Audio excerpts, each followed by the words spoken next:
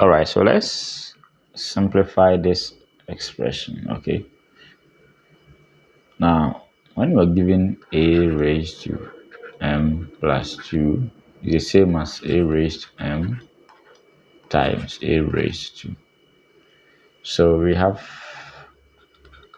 the numerator. Now we have 3 raised to, we have 2x in common here. Okay, so let's bring it out. So we have 2x times 3 raised to 2. Okay, so this one is that plus 3 raised to 2x 3 raised to 1.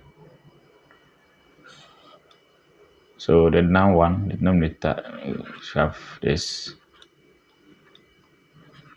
3 raised to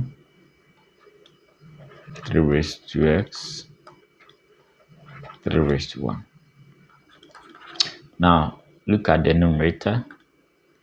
We can factorize 3 raised to x out.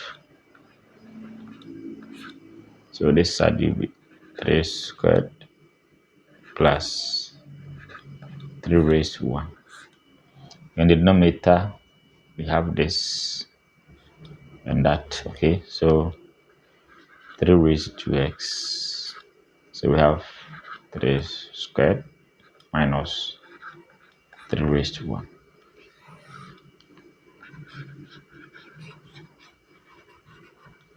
Okay, so this one will cancel this. I will have it 3 squared 9.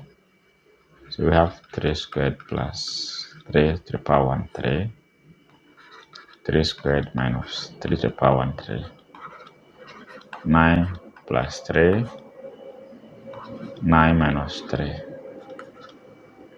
So we have 12 on. So 9 minus 3 is 6. Therefore, 6 to 12. So this expression has given us 2 as our answer. All right.